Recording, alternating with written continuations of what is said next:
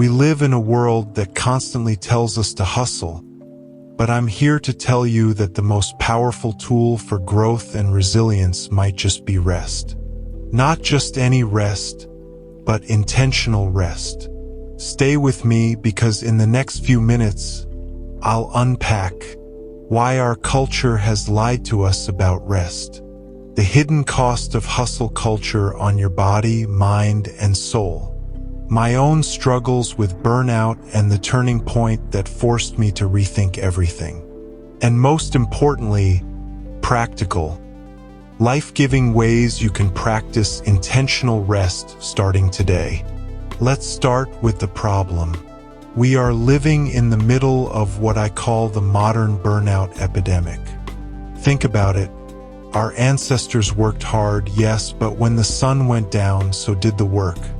There were natural rhythms of activity and rest built into life. Today, the sun never sets on our responsibilities. The internet doesn't sleep. The notifications never stop. We're told we can always do more, always be available.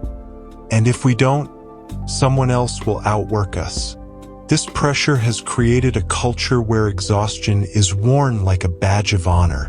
People brag about sleeping only 4 hours a night.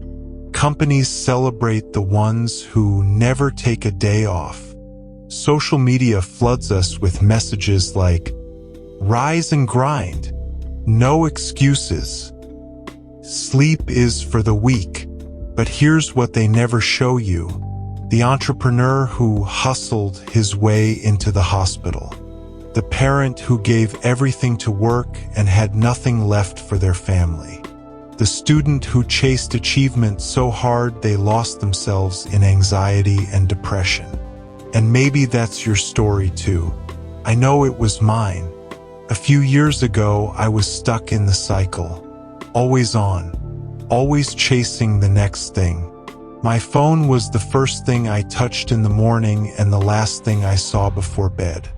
I was accomplishing a lot, but inside, I was running on fumes. I was irritable, disconnected from people I loved, and spiritually empty. One day, I hit a wall. Not metaphorically, literally. I fainted at my desk. My body forced me into rest. And that's when I realized, if you don't choose rest, rest will eventually choose you. But you